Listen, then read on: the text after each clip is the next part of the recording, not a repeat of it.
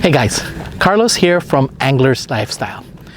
I'm here today with my wife Janet, and we are fishing Sandy Wool Lake.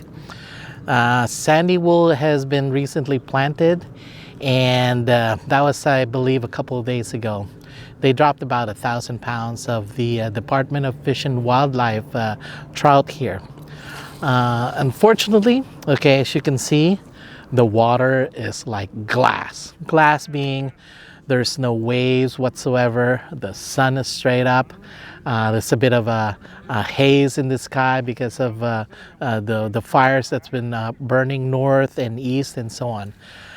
I'm not quite sure if there's going to be trout that will come out and feed today, but as you can see, let me go ahead and do a quick pan of the lake.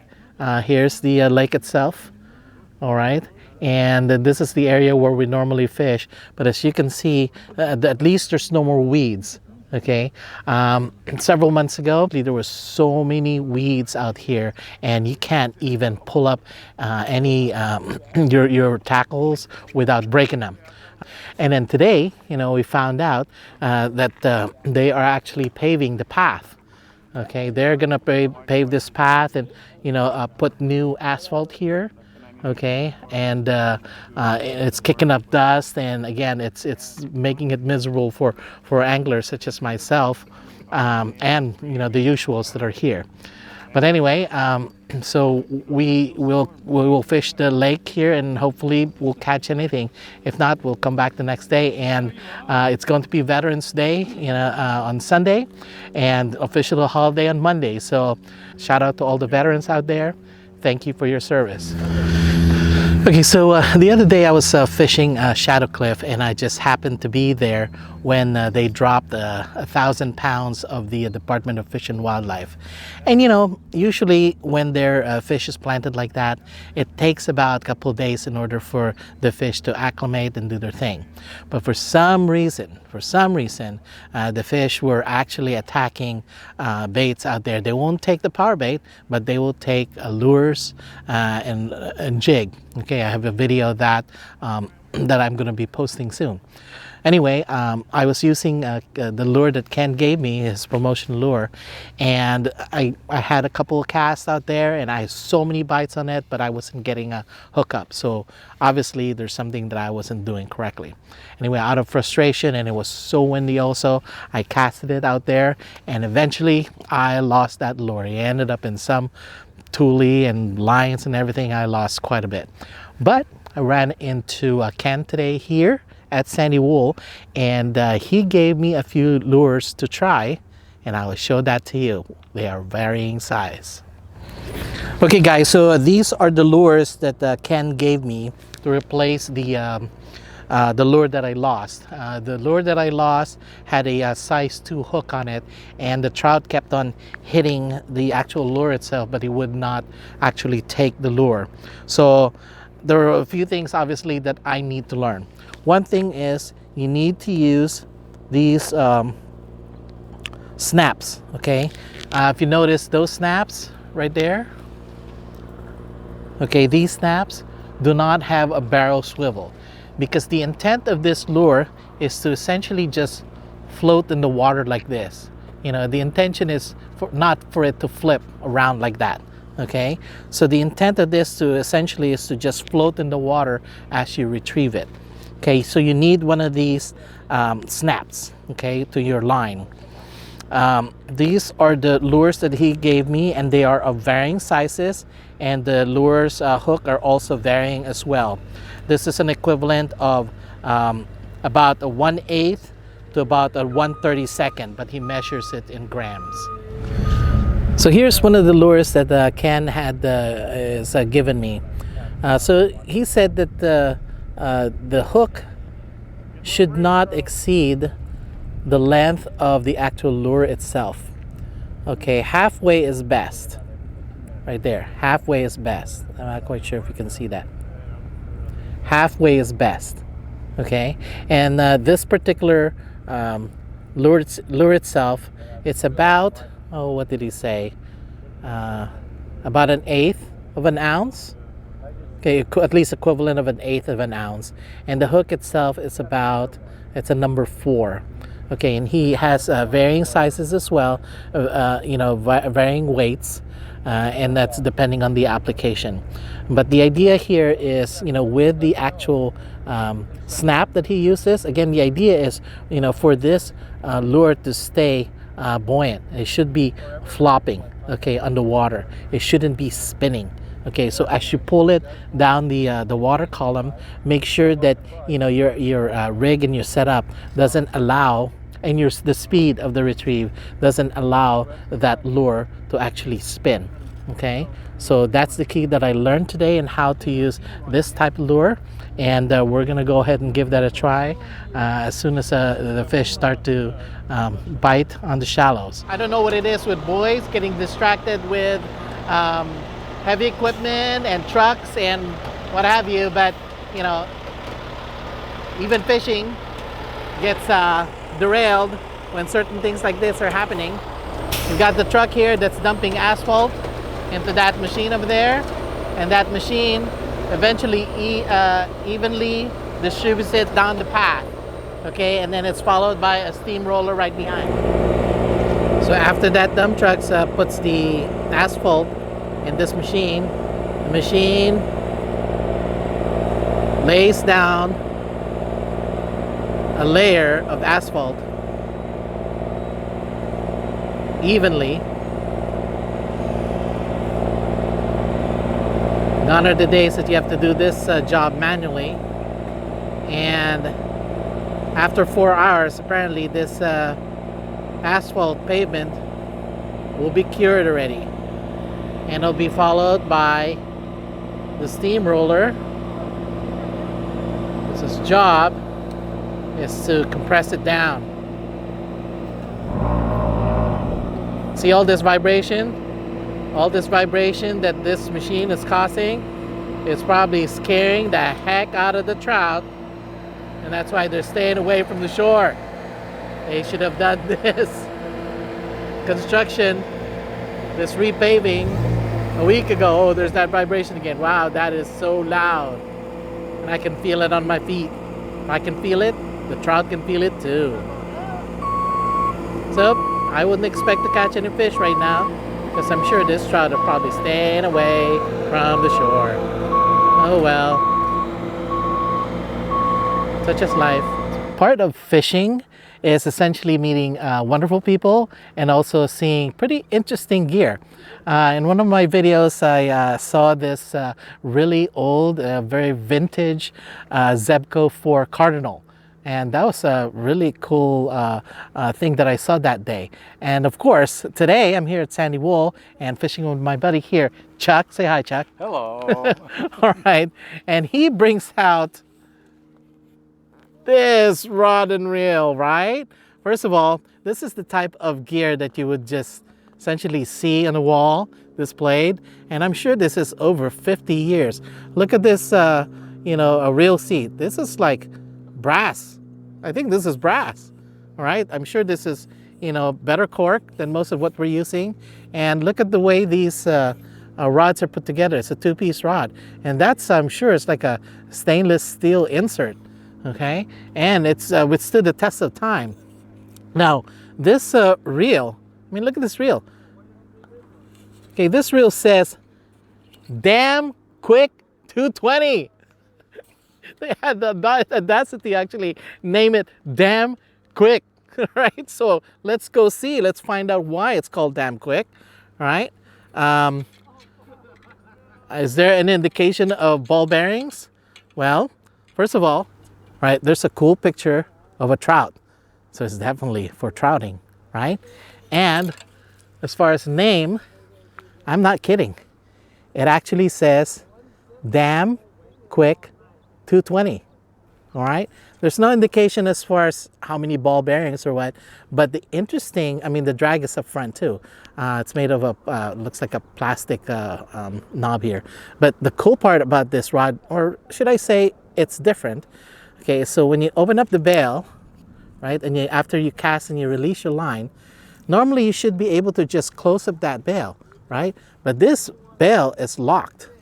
right? The only way that it will snap back is for, okay, how do you do this, Chuck? Doing good. Okay, so you just spin it. Okay, you spin the reel and what? What's going on?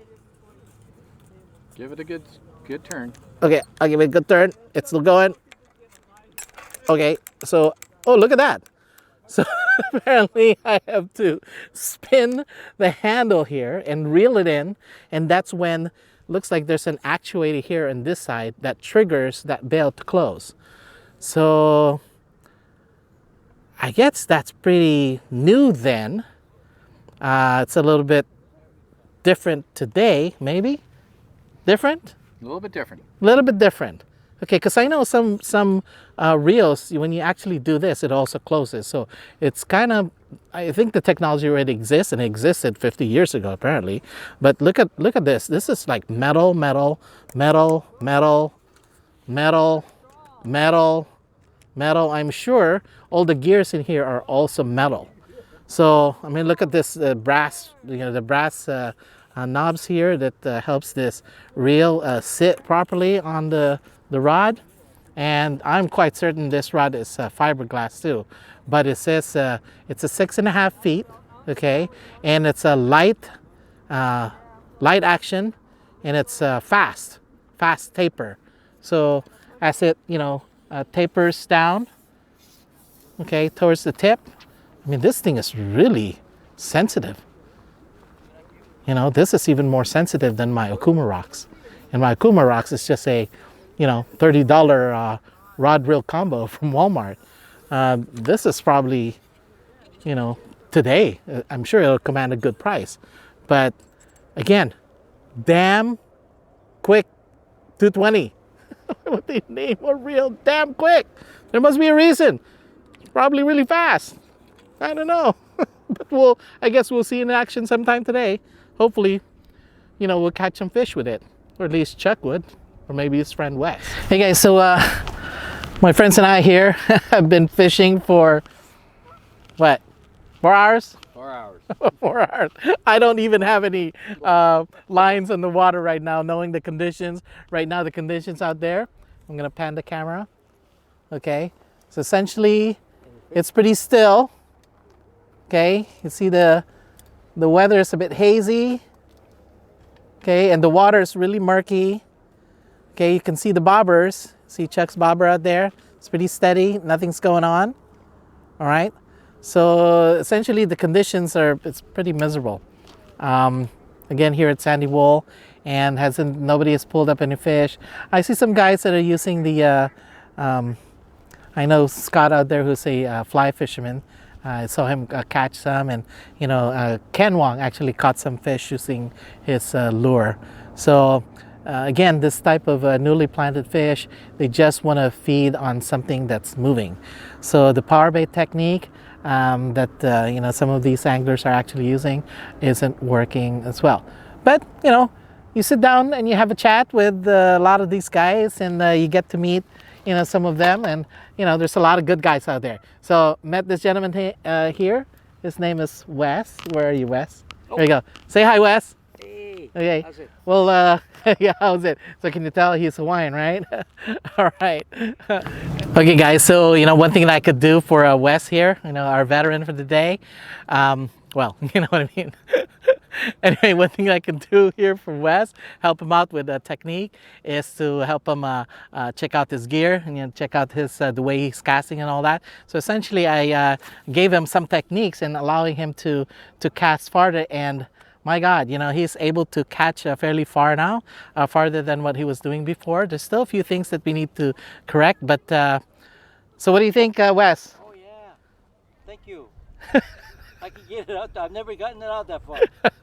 Right.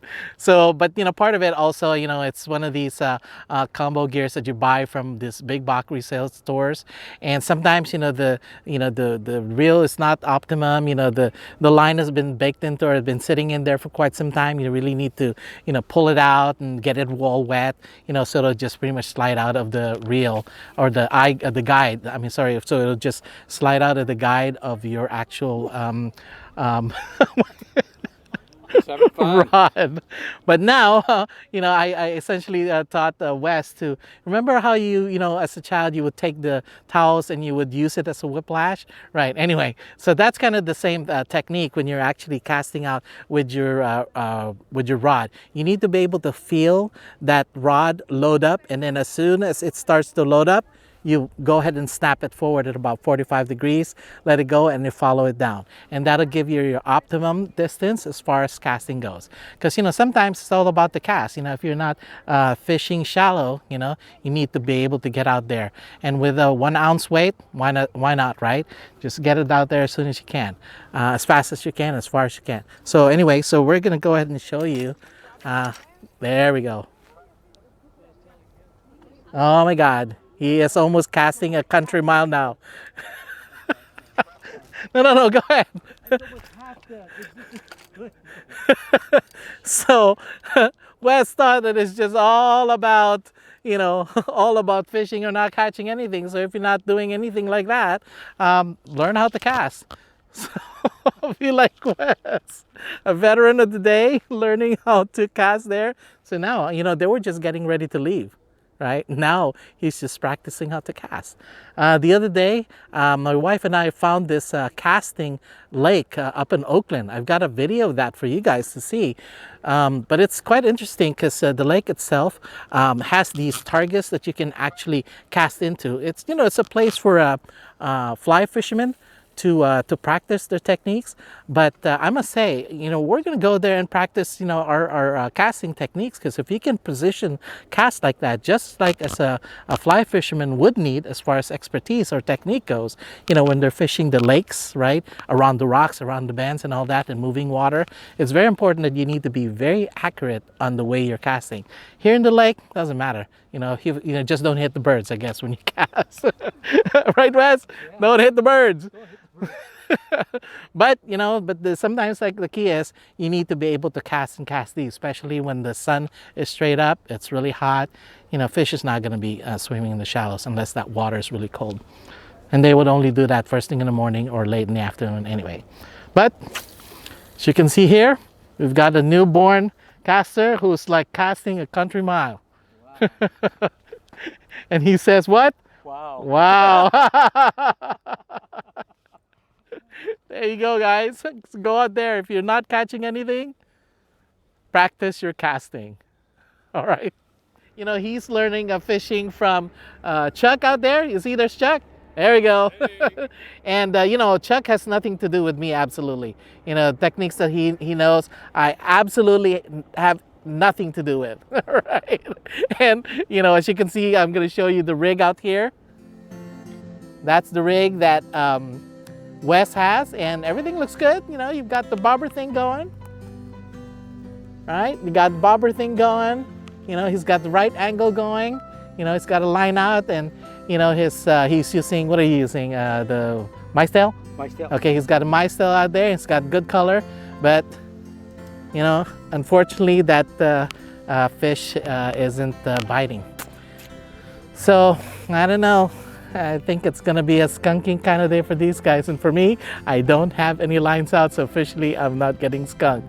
I don't know if Janet is out there catching anything, but she gave up on the cast and retrieve. Now she's just doing the jigging technique. So anyway,